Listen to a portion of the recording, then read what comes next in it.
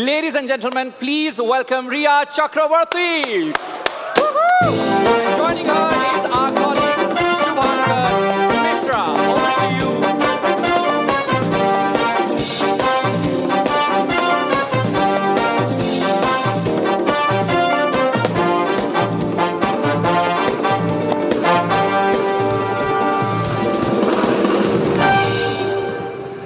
हरिवंश राय बच्चन साहब ने कभी कहा था कि गिरना भी ज़रूरी है, औकात का पता चलता है।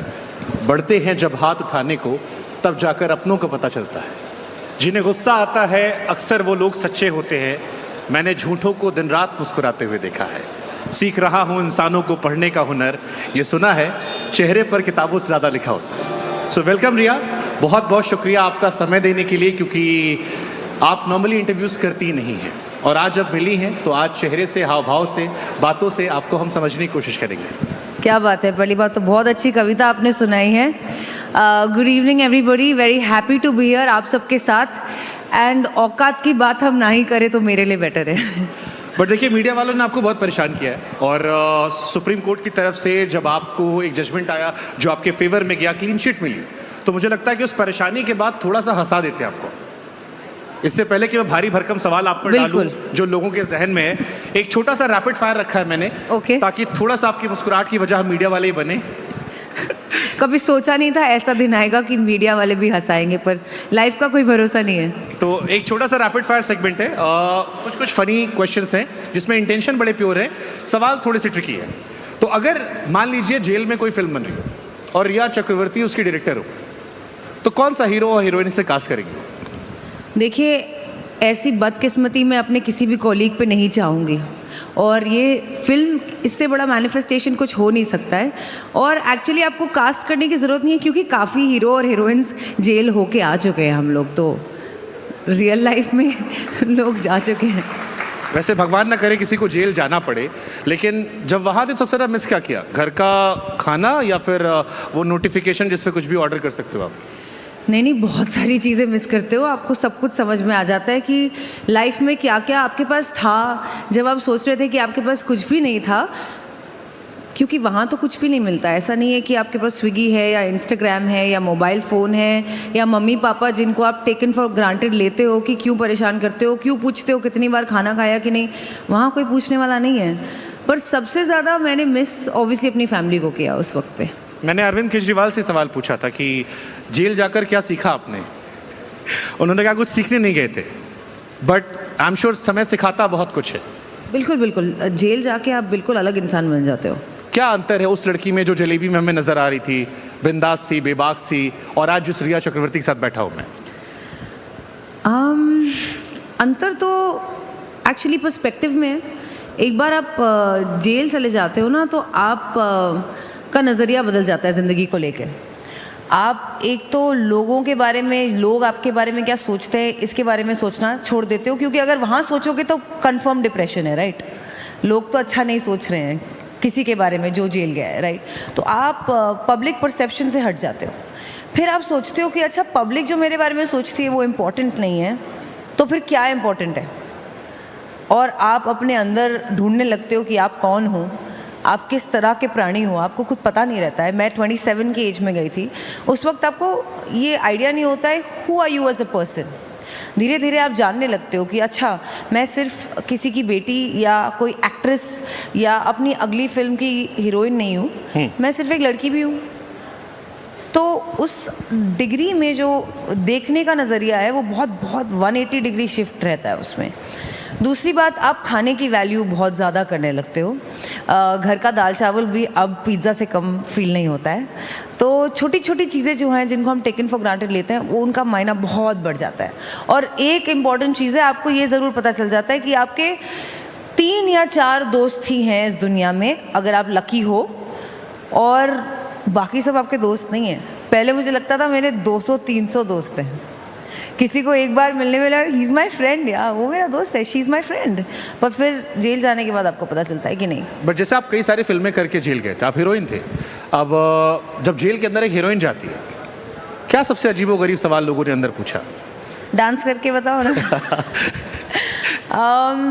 आपने शायद किया भी था नागिन डांस, अगर मैं गलत नहीं हूँ। हाँ जी मैंने किया था।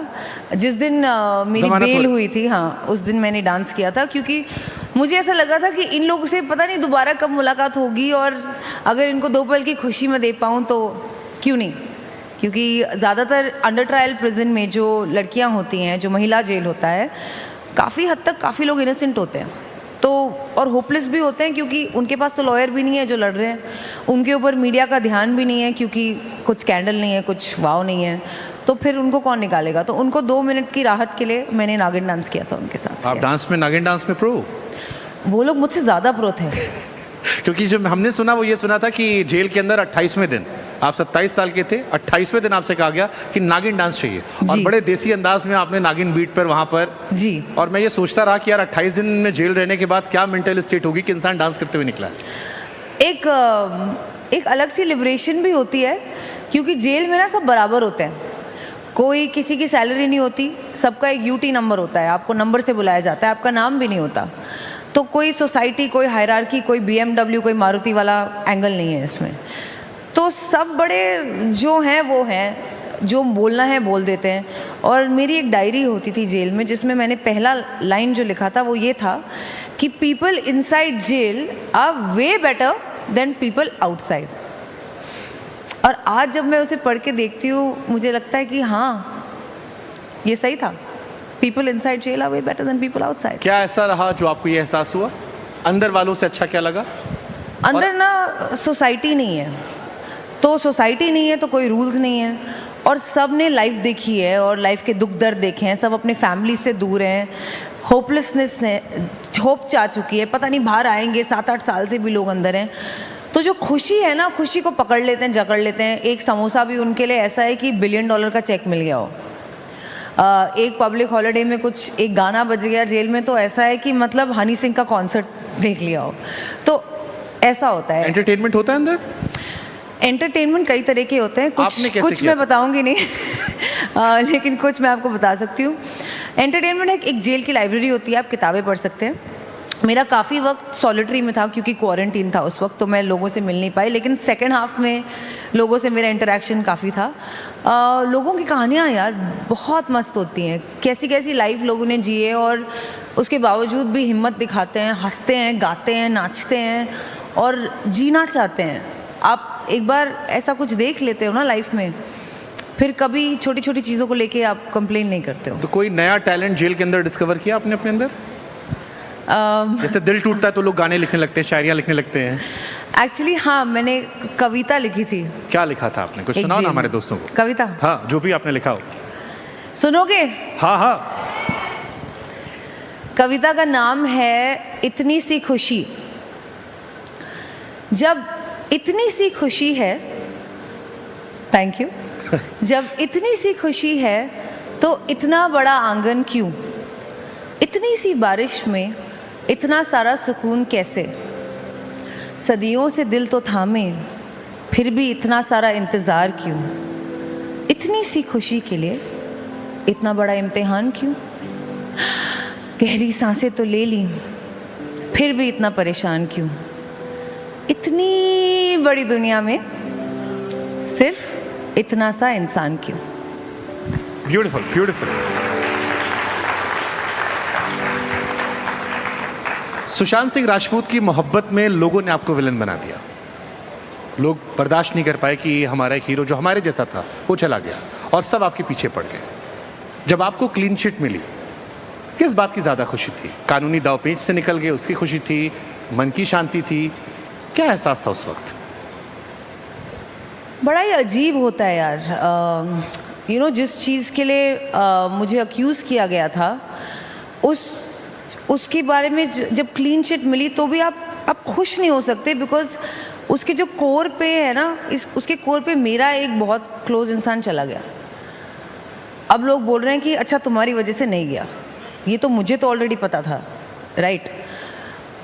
खुशी नहीं कहूँगी, बस मॉम डैड के लिए खुशी थी कि इन अ सेंस वो लोग सोसाइटी में रहते हैं, पेरेंट्स ज़्यादा सोचते हैं कि नेबर्स आपके बारे में क्या सोच रहे हैं, लोग आपके बारे में क्या सोच रहे हैं, और उनकी रेप्यूटेशन, उनका उठना बैठना, मिलना, वॉक पे जाना, किसी से बम्प इन करना, अब वो इतना ख़राब नहीं रहेगा, क्योंकि कहीं ना कहीं लोगों ने पढ़ लिया है और उनके ऊपर जो एक प्रेशर आया है और ये नेगेटिविटी आई है वो हट जाए, तो उस बात की खुशी थी।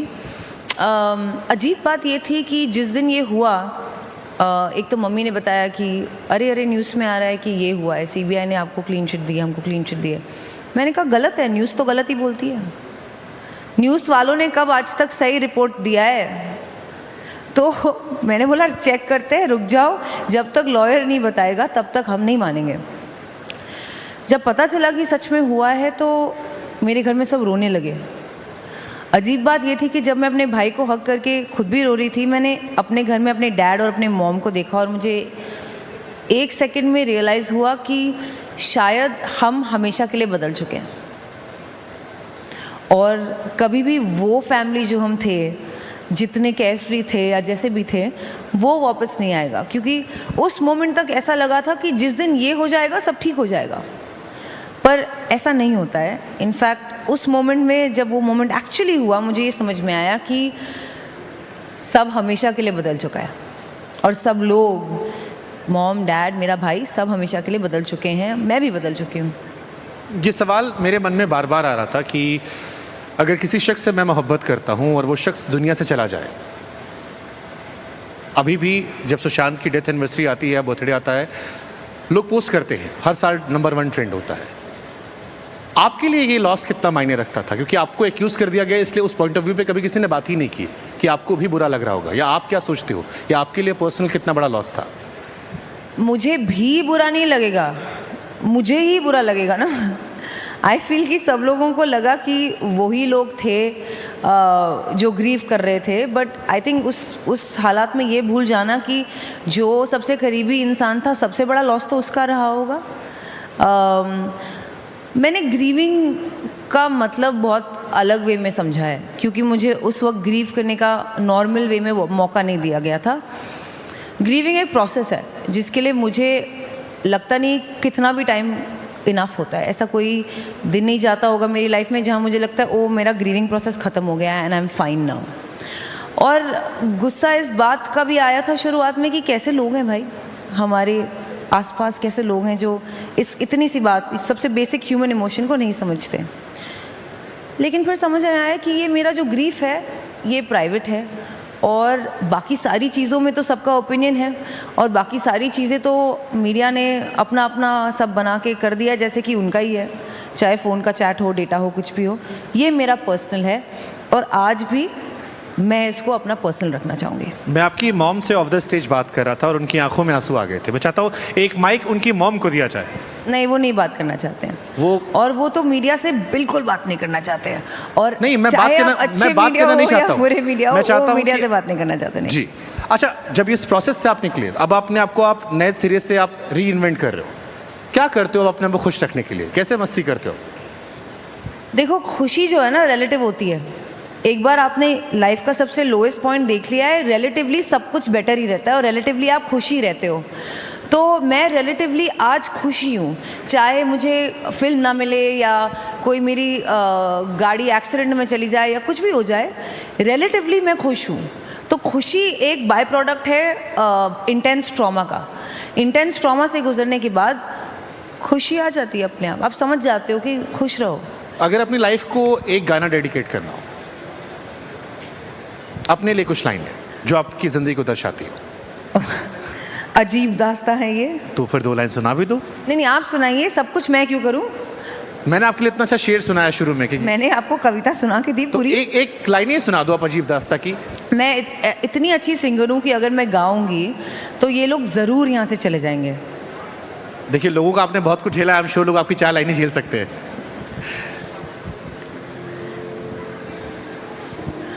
अजीब दास्तां है ये, कहाँ शुरू कहाँ खत्म, ये मंजिलें हैं कौन सी, न वो समझ सके न हम। बस बस बस।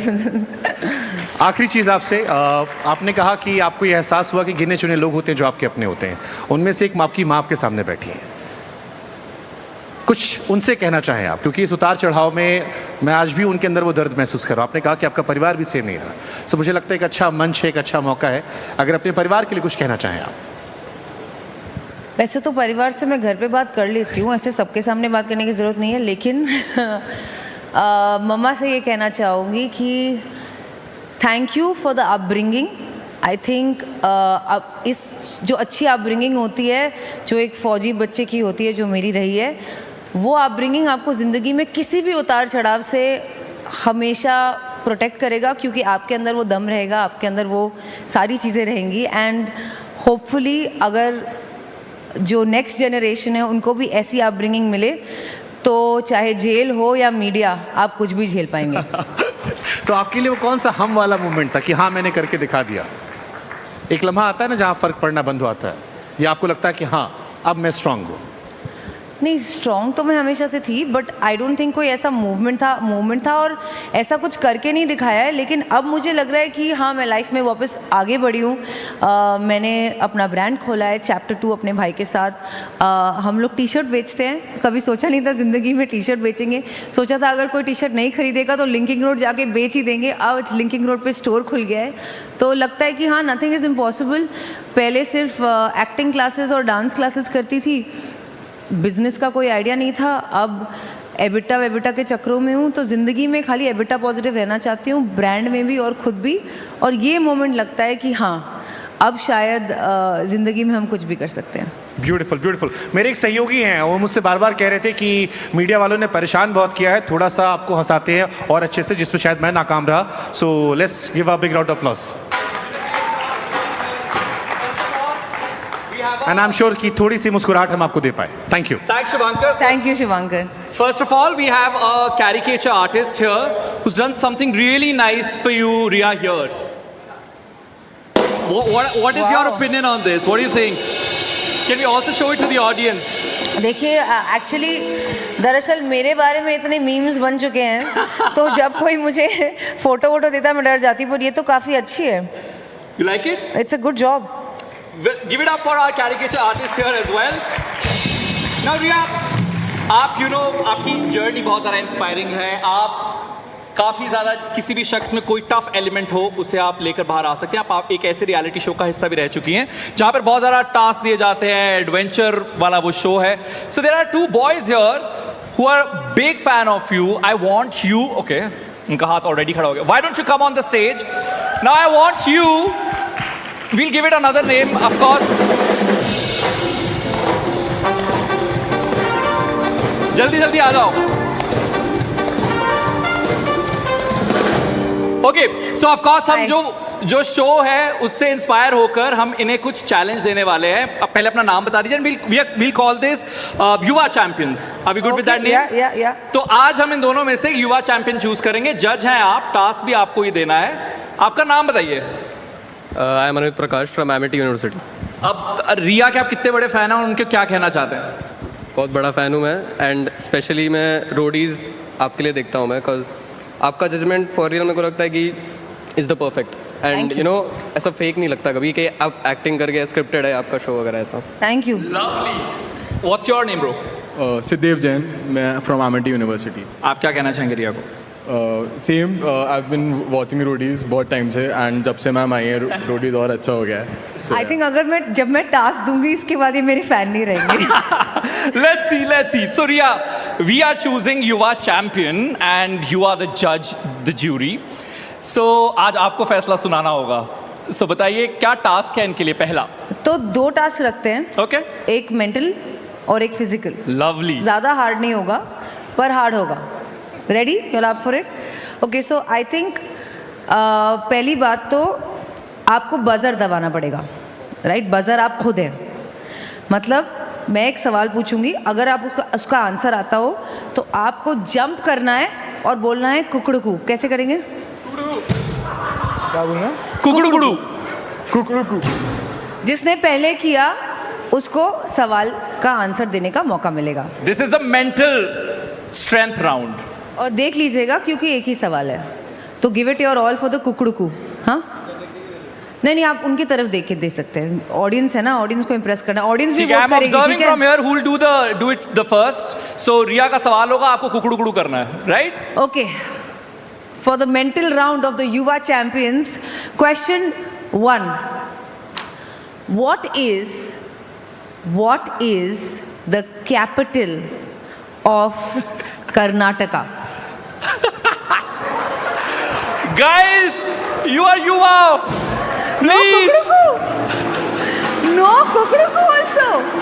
अच्छा भाई, तू ऐसा कर, तू तुक्का मार दे कोई. कर्नाटका नहीं, ना कुकड़ू के बिना आंसर ही नहीं है. नहीं, पहले कुकड़ू तो करो. तू एक तुक्का मार. Telangana Telangana. Ouch! What did he say? What did he say? He said Telangana. Bangalore. Bangalore सही जवाब है, लेकिन आपने कुकड़ू किया नहीं तो none of you get the points. He did. Before him, he did the kukudu, Okay. but I wanted to hear his answer because I knew he'll come up with a gem. But of course, Telangana. इस mental strength round में 1 1 and 0. Do you have another question? No, I have another Physical task. Okay. अब जो ये task जीतेगा फिर tie होगा, फिर tie breaker होगा. अगर आप Yeah. जीत गए तो आप रेस में हो. ओके, चलो. y'all have to do 10 burpees. Burpees पता है? Jump up, go And then down, do a push push-up. up and jump up again. Right? 10 burpees जिसने पहले कर दिया वो जीत जाएगा. 3 सामने And सामने can we जाओ. have some music as well for this? 3, 2. 2, 1. Let's go. Okay, I'll count his. You count 2, his. 2, 3, 3, 4, 5, 4, 6, 5, 7, 6, 8, 7. 10. 8. He's done. Whoa! Give it up for Anirudh, who's of course our Yuva champion. Well done, boys. I think we should do the final champion moment. Why don't you hold their hand and declare him the winner? No, but he's won and he's Oh, won. no, We need a yes. tiebreaker. And I Yes. have the easiest tiebreaker for you all. Okay? We'll do an arm wrestle. Okay. अब ये जो जीत जाएगा वो जीत जाएगा. And Riya, can you sign this for us? Because I think the winner should get something. So the Of winner course. will get this lovely caricature signed by Her Highness अरे Riya. मेरे caricature का क्या करेंगे ये लोग? Arey, it'll be signed. It'll have your sign, Riya. Okay, can we also For get a the marker winner, and then the NDTV will give you all a cash gift. Come. okay. मेरे 10 रुपए का note नहीं मिल रहा अरे है. Media वालों से पैसे निकालो, ले लो. चलो. Ready? Okay, are we ready? We'll again do it with music. And meanwhile, can I also have a marker if we have? Okay. You do the countdown, Riya. Ready? Taken positions. 3, 2, 1. Woohoo! Okay, who's cheering for him? Who thinks that Anirudh will win? Okay, keep clapping. Woo! Hold this. Come on. Okay, it's quite a tough fight.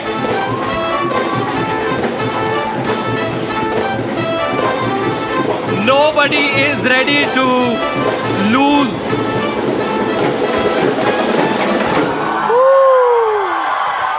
Bro, well Now done. we can do the fight. The fight is final what we winner care about. announcement. Okay, can we have that moment? Riya, why don't you come in between? I want you to declare him the winner and also give So him guys, here's the winner of the Yuva Championship. But I would also like to add that what's important is to put up a fight. Winning and losing is not the only thing, and you fought hard, and I'm really impressed. Oh, you're our best friend, so he won, you won, same thing. But take your prize with you, take your trophy. Why don't you sign it for him? पैसे ले लेना NDTV से. Cash cheque है, दोनों split कर लेना.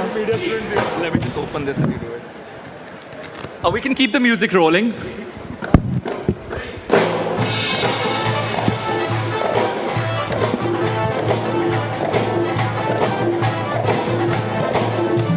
Lovely. Why don't you take it from her? Many congratulations, dude. Good fight Thank there, you. both of you. Congratulations. Well played. Well, with that, we've come to an end of this segment. Thanks a lot, Ria. You've been quite a sport, and भाई ने हमारे property भी नहीं damage की, so that's a good save. And हमारा कोई पैसा भी नहीं गया जेब से. नहीं नहीं पैसा दे देना, वो लोग मांगे नहीं आएंगे बाद में. ठीक है. Thank you so much for But having me. thank you very much, Ria Chakrabarti. Thank you. Thanks for coming to Thank you NDTV guys. Yuva. Lots of love. Thank you. Give it up for Ria Chakrabarti. A louder applause.